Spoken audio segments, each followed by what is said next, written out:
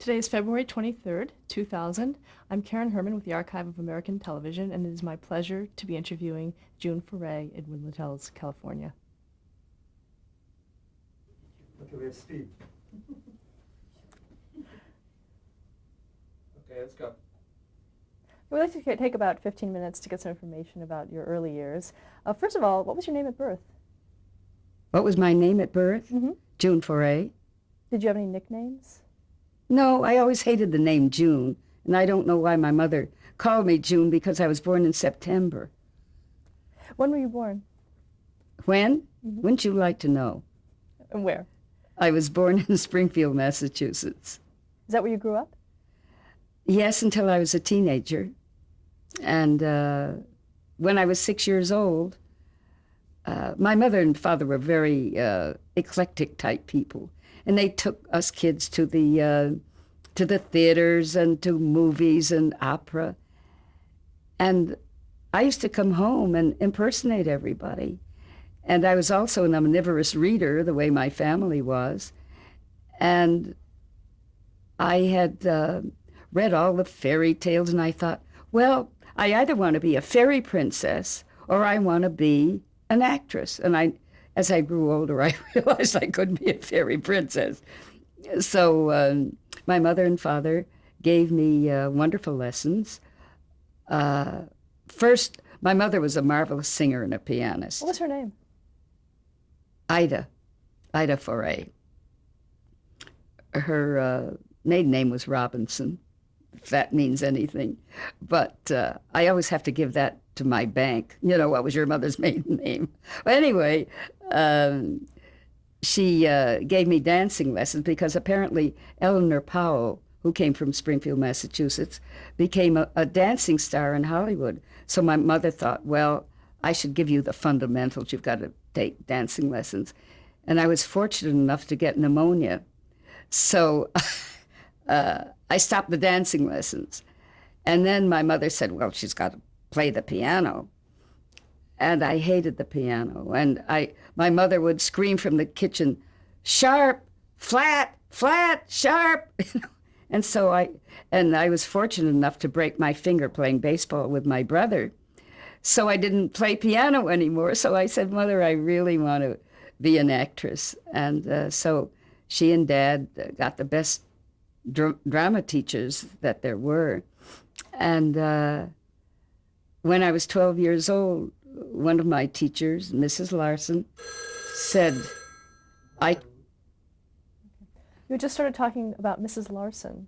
Mrs. Larson had a radio show on WBZA in Boston.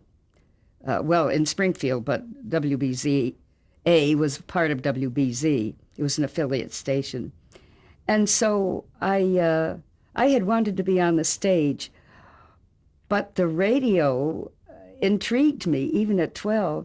So when I was 15, I had the hubris to go to the radio station and say, look, I'm a good actress and I can do all these parts.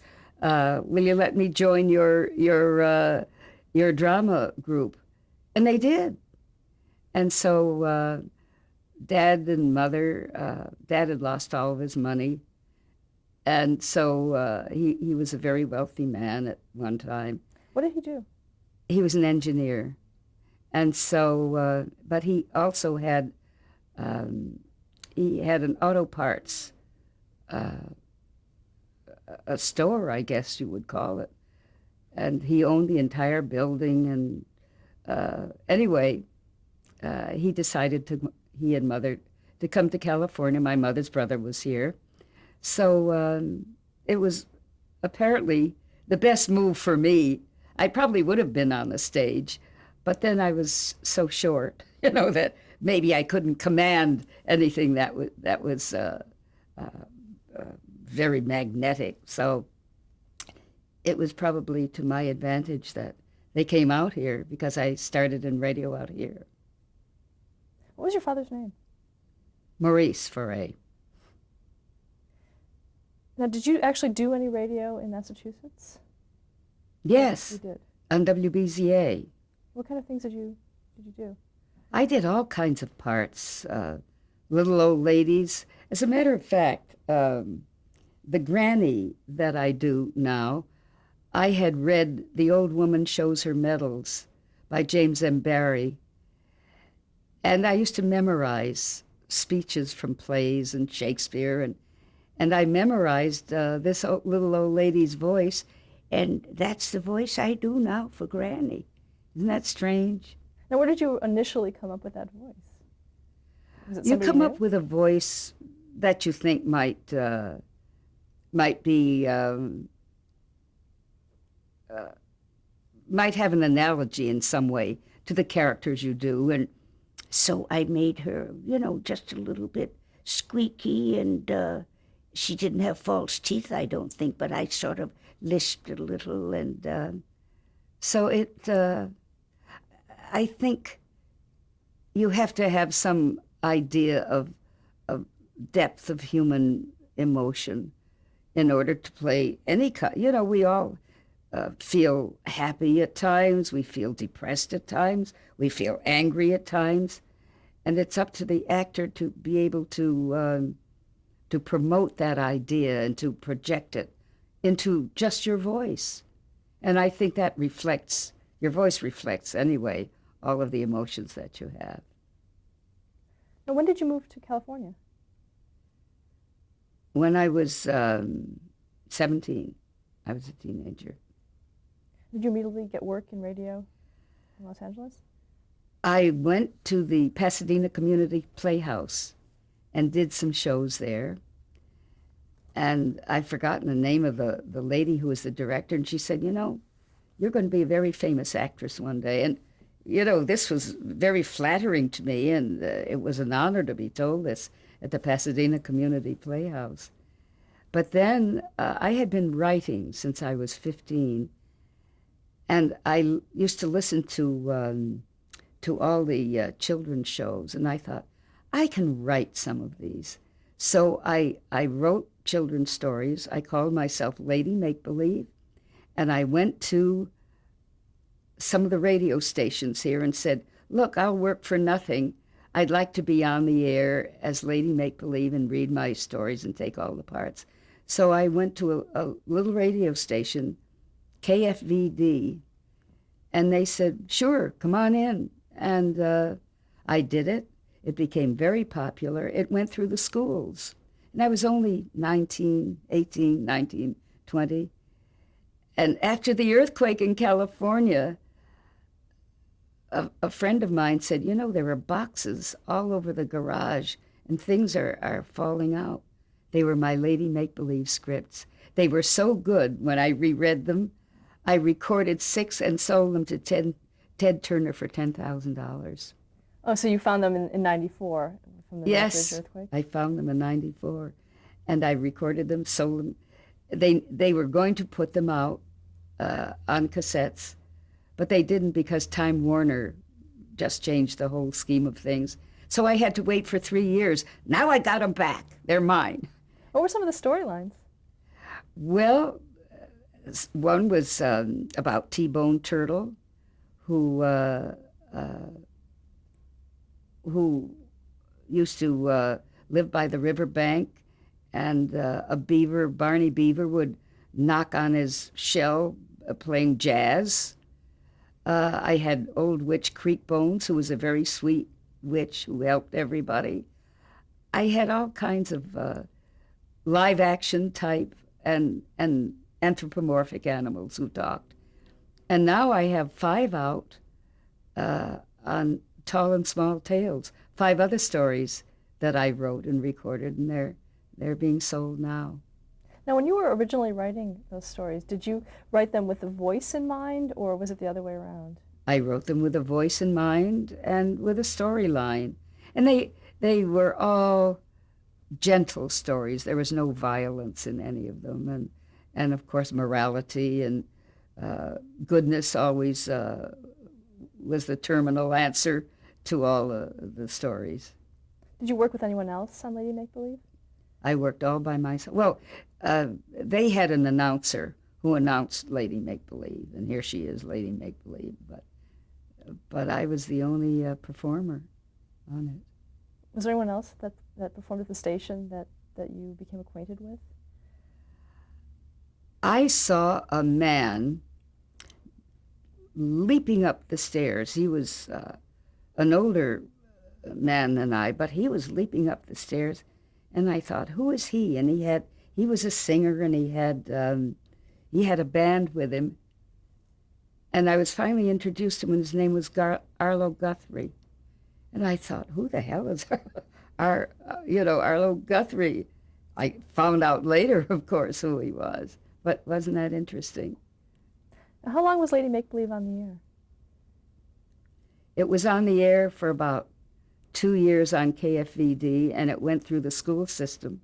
They loved what I did, and they had children in the auditorium, and they listened to that. And then I went over to, I think it was KMPC or KFI, to a couple of stations. It lasted about 3 years between 2 or 3 stations. Never got a penny, but what a great building block to my career that was. What years was it on? Do you remember? I don't know, 40s, something like that. No, that was that during World War II, or was that? Yes. How did World War II affect you and your family? I was very young during World War II, and in 1944, I wrote an exemplary script, I thought, for the Office of Civilian Defense, and I brought it to a man who hired writers for the Office of Civilian Defense. His name was Joe Michike. And he wrote a letter to KFI radio station saying, "This is the best script that I've ever heard. She's a wonderful writer. Hire her for writing scripts for the Office of Civilian Defense," which I did for a whole year until the war ended. What kinds of things did you write?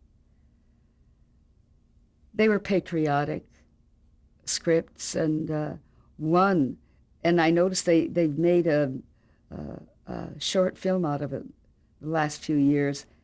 And I wrote it back there in 1944 about a German soldier and an American soldier who meet on the battlefield, and they're about to kill each other, and then there's a reconciliation. I remember that very clearly. And what did you do after the war ended?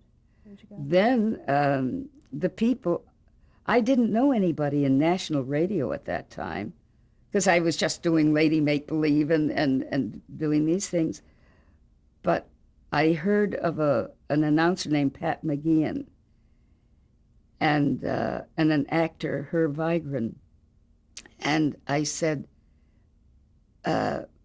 would you work? I can't pay anything, because I didn't get paid. I just got my gas coupons. And so they said, oh, we'd love to do it for the war effort, which they did. And then Herb Vigran said, you're a heck of a good actress. You should be working in radio, national radio. So Herb told me where to go, what agencies to go to, what directors were working, and the networks. And I auditioned, and I started in national radio. The first show I did, I got $15 a week. It was Potluck Party, and it was a 15-minute show, and I did all kinds of voices, and Jack Bailey was the MC on it.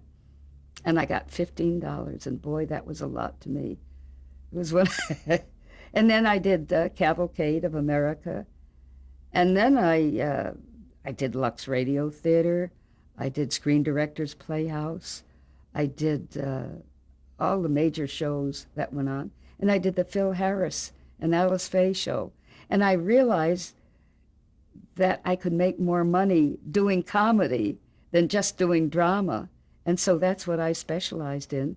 And then Steve Allen hired me, and I did a show for over 2 years, every morning with Steve Allen.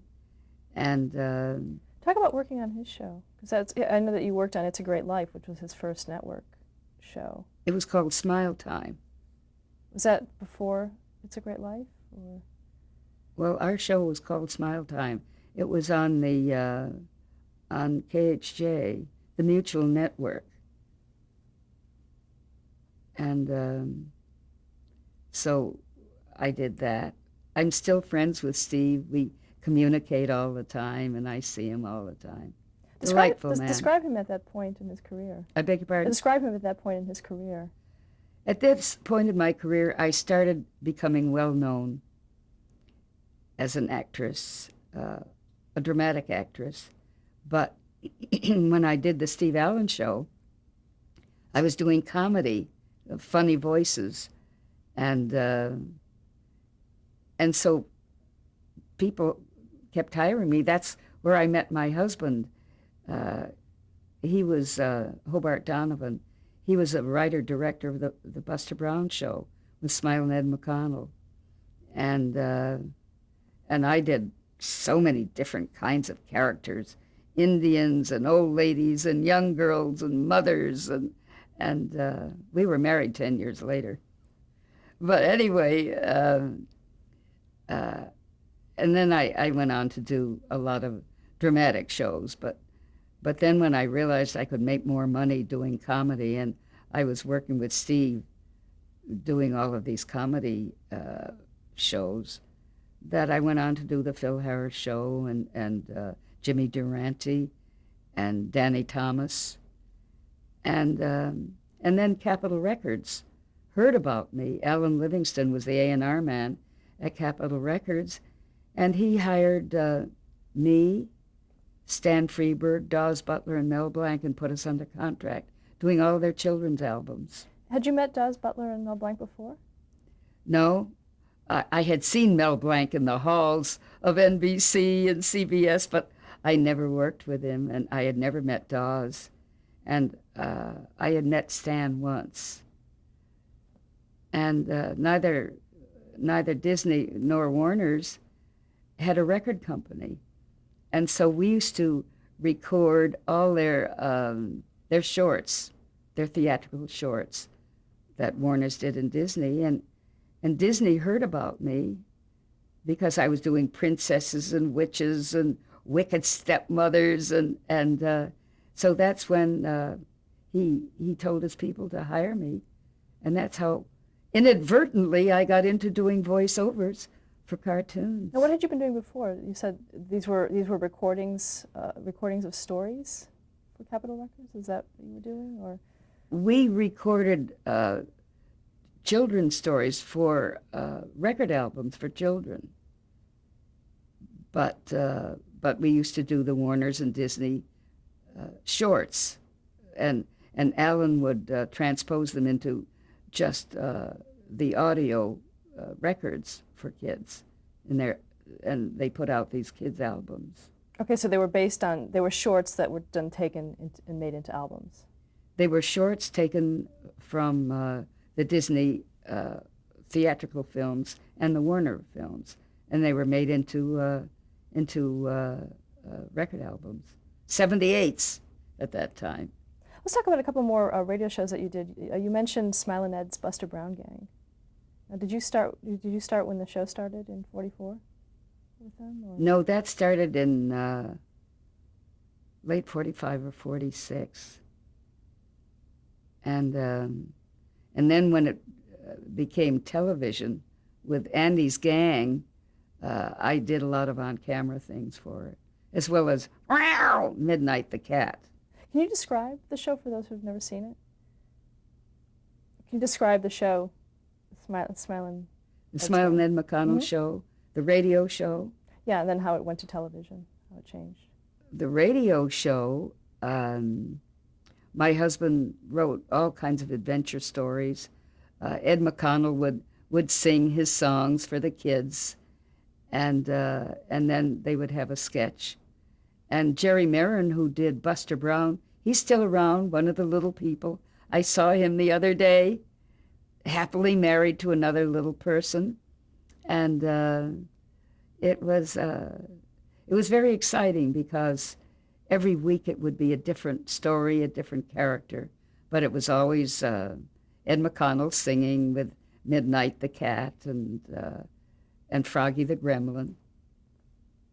And what characters did you play? Oh, I did all kinds of characters on that show.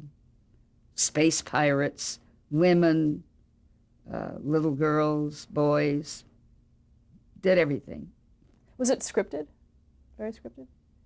My husband wrote it.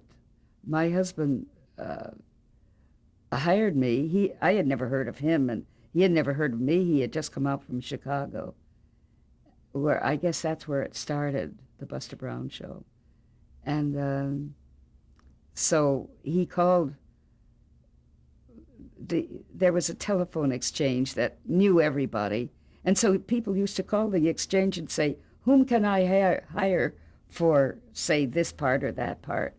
And my husband called RATE, which is the Radio and Television Exchange, and he said, I need somebody to do a Spanish girl. And she said, oh, well, the only one to call is June Foray, because it seems I was doing a lot of Spanish at that time, and I still doing that all the time, I did it on Green Acres, but I did it on camera for then, So he hired me, and then he said, gee, you can do everything, and so I just did everything on the show.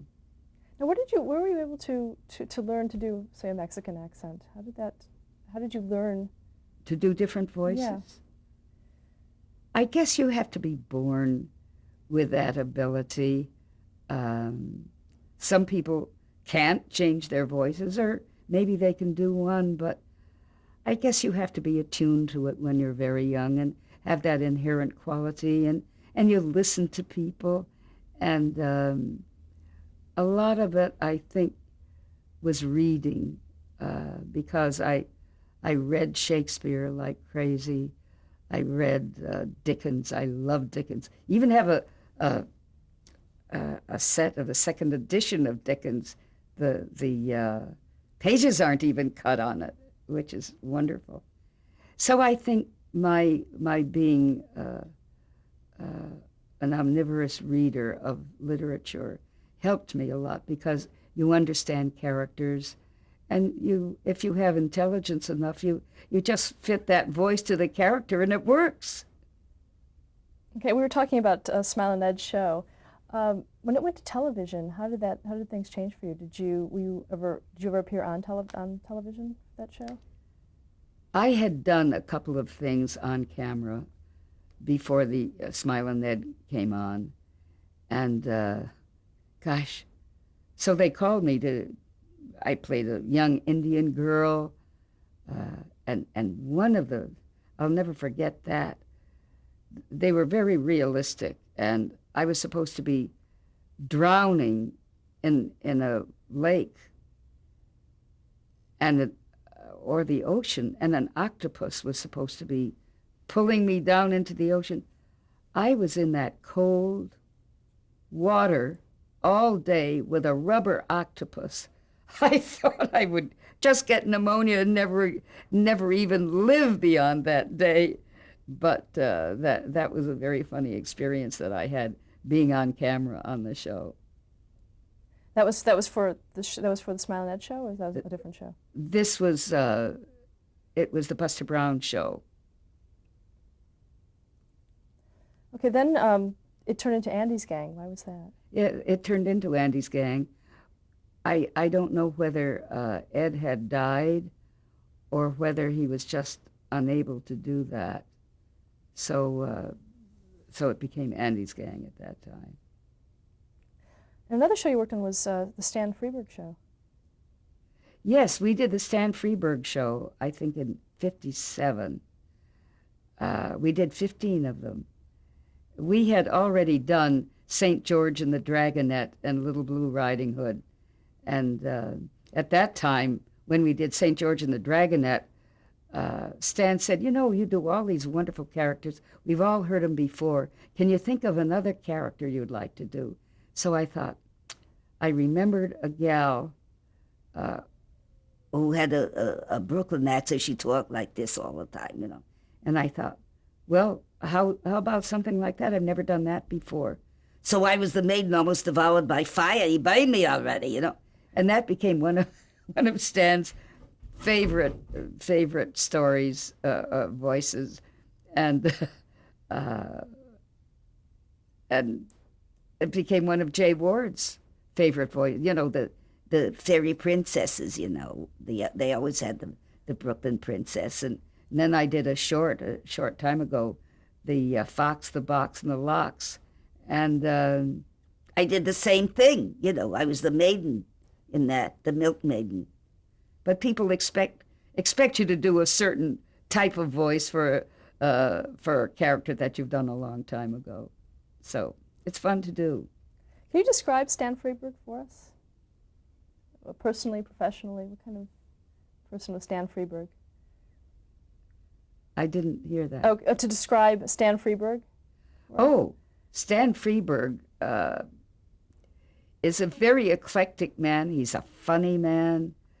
He's a marvelous writer, and he has a very satirical quality to him. But he's a dear person. But he's always late for recording sessions. But other than that, I love him. He's terrific, and I see him all the time. And we did what did we do a short time ago? Sylvester Tweedy Mysteries, and he was on the show. And of course, he's just come out with a new box, the Stan Freberg box with a video in it, and some of the parts of the shows that we did and commercials. Very charming man. And I've known him all these years. We've grown up together. Let's go back a little bit. When was the first time you saw television? The first time I saw television, I don't know, it was in the late 40s, I think. And I was one of the first ones to buy a little set, and they didn't have big sets, but they had huge round glass things that were filled with oil of some kind that magnified, I don't know what they call it. I still have that silly little set that I kept all these years. Doesn't work anymore. It's probably old, you know, it's old, probably all dried out, but I still have it as a remembrance of those days. What did you think of television when you first saw it? You know, at that time, I always wanted to be on camera anyway, and I thought, oh, well, I'll be on camera too. But then I was doing commercials, and people in radio were saying, oh, well, we wouldn't do commercials. We wouldn't do any of that. We're going to be on television. And a lot of them were, but a lot of them weren't either. But I just took what came along, and I did a little Spanish gal in television with the man who Tex Williams. He had a record, Smoke, Smoke, Smoke That Cigarette. And he had a live show in Hollywood. It was one of the first shows, television shows. And he knew that I did a lot of Spanish parts, so I played a little Spanish gal on that every week who would come in and say, oh, Mr. Williams, would you do this for me? Oh, I can sing, I can play, you know. And so that was one of the first television jobs I ever had on camera. Okay, let's stop here to change the tape. Okay.